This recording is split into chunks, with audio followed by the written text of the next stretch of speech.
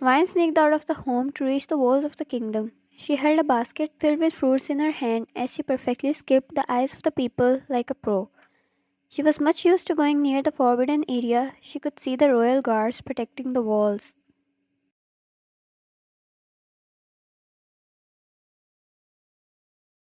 She sat against the tree and placed her basket down, taking out the small hidden mirror from inside her dress and fixed her hair, a smile adorning her lips as she waited for her boyfriend.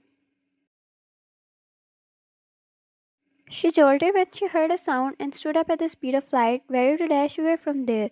But her panic calmed down when she realized it was no one other than the person she was waiting for dearly.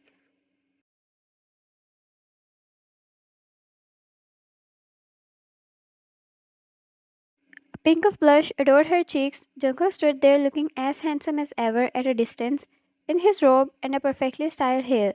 She sometimes wondered if he came out of a fairy tale. How could a human behold such beauty?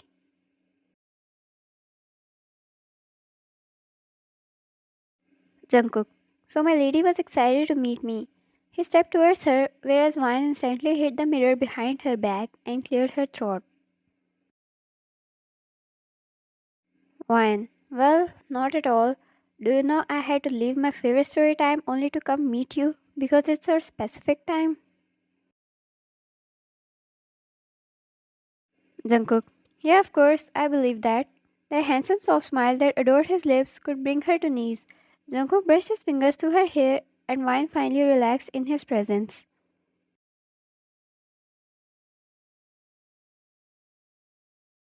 Wine. You tease me a lot. She pouted and sat down, putting the basket in front of her. Jungkook sat down too.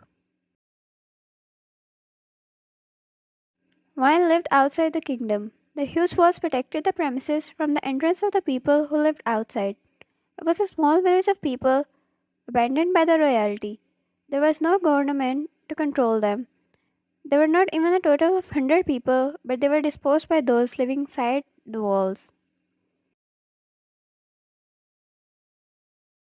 The people from inside could come out any time they would want, but any outsider seen near the walls would be killed at first sight.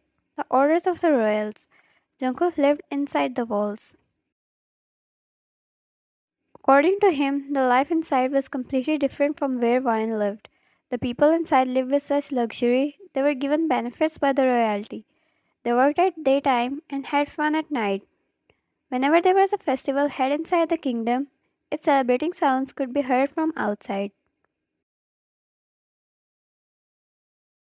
The people wondered why they were abandoned just because of the mistake of their ancestors who betrayed the royals. Jungkook, be careful when you come near the walls. I am always worried. Wine served him with the fruits.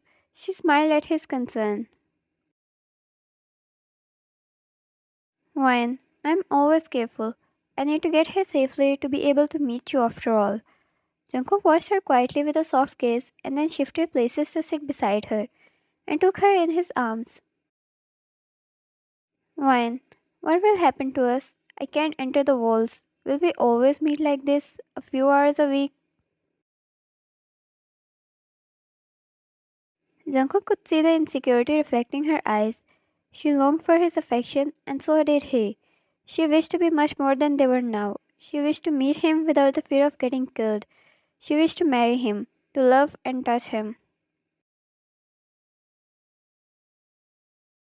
Jungkook, I'll find a way for us. Wine, you can't. The royals will never forgive us. It's been centuries that treason was committed, and we are still never once considered to be given a second chance. Jungkook, Wine, look at me. He held her cheeks and turned her to look at him. I want you to trust me when I say I will find a way. I won't ever leave you like this, even if I have to find the whole kingdom. We will be together, and the royals will have to accept us. His eyes reflected the sincerity, and she could believe anything that left those lips at that moment. She rested her head against his chest, and the soft grace of wind against the skin provided them serenity.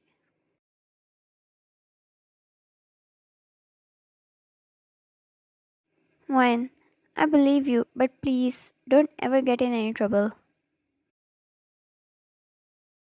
Jungkook kissed her forehead. The two stayed there for a few hours and then parted their ways for a whole week like always. They had set a time to meet on Wednesday and Thursdays, every week according to their schedule. Plus, she could never sneak out of the home daily for hours without getting suspected.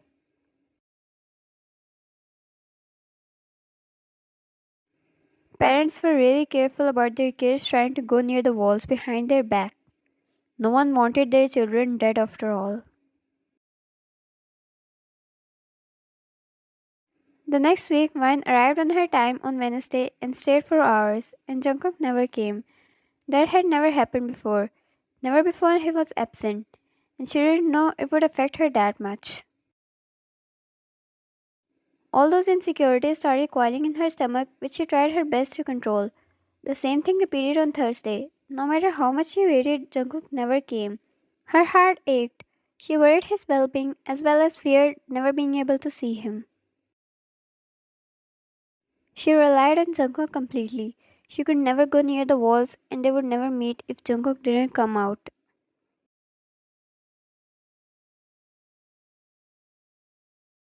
The night she returned home with a heavy heart, face filled with tears, and drowned in her own anxiety. She had to wait a whole week to get answers to her questions, and that too only if Jungkook appeared. It was Monday. Her eyes longed for his appearance and her heart ached for his touch. She wished he would come and take her in his protective arms like always, a place where she found home, and now she was homeless. She decided to skip near the walls again. She just couldn't wait for the Wednesday to arrive. Even if Jungkook was not going to come, she would sit and wait for a miracle. She peeled the fruit in her hand and took a bite, then another bite, trying to ease the pain of the lung forming in her throat. She heard the ruffle of the footsteps again, and this time the light of hope in her eyes brightened up as she looked up, a smile coming up on her lips which fell the moment it appeared, the hope replacing with fear as she found herself on the mercy of a royal guard who pointed his weapon her way.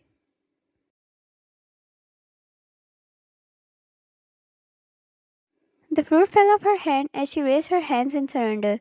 Her life flashed before her eyes as she remembered the shoot at first sight order by the royalty. Get up, the guard commanded, and so she did instantly. The hope to see Jungkook turning into prayers standing at the edge of her life. Would he ever even find out that she died? Or would he consider her a betrayer too for running away from him? Guard, what are you doing here?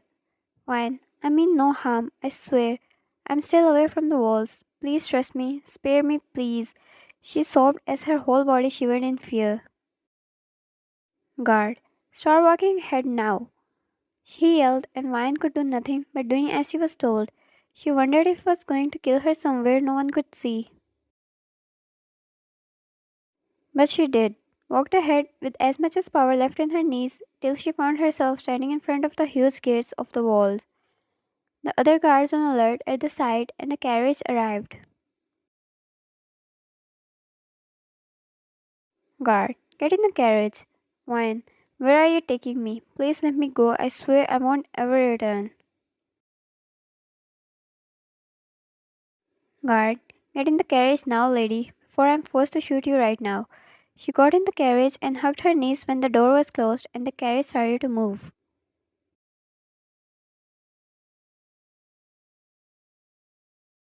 A few minutes passed by, and there was only silence except for the voices from outside.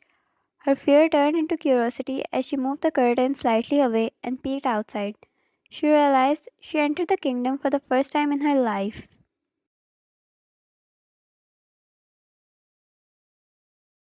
There were people, a lot of them, markets and stalls, open shops and little cafes.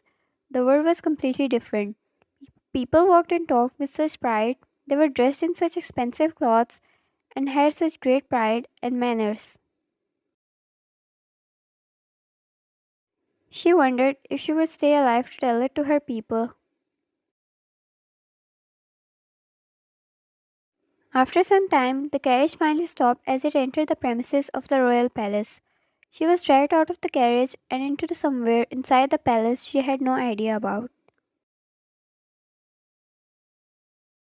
She cried and begged for help. They held her and dragged her so roughly her sleeve torn off and her hair became a mess due to the harsh pulling. The lady servant knelt in front of Wine, who was thrown in an empty room. She heard Wine sob harshly, her nails stinging in her cheeks. Lady, I found out you were seen near the walls before too. We'll let you go once. Tell me, what are you traitors planning against us this time? Wine sobbed as she desperately shook her head. Wine, please believe me. I don't know what you are talking about. I have nothing against the kingdom. Please believe me. The lady grit her teeth as she slapped Wine hard, her ring leaving a scratch on her cheek and it started bleeding. It stung so bad Wine couldn't breathe for a moment. Lady, you won't talk like this, right? That's it. She held Wine's hair and pulled them, and the door to the room knocked as silence fell over. Only the sobs of the little victim could be heard. Servant, Your Highness is here.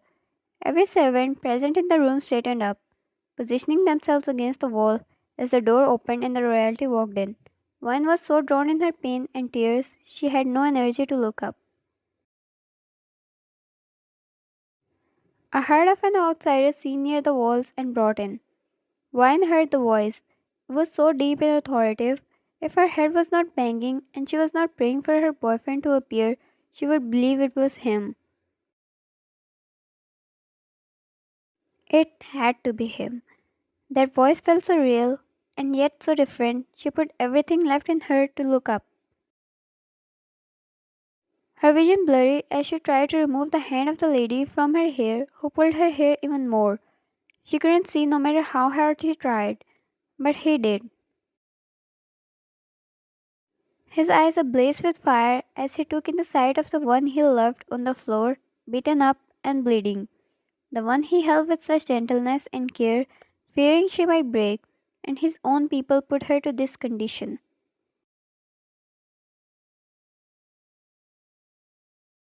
It was Monday. He didn't know how they caught her on this particular day, but he knew one thing for sure. They committed a sin, and they were going to pay for it.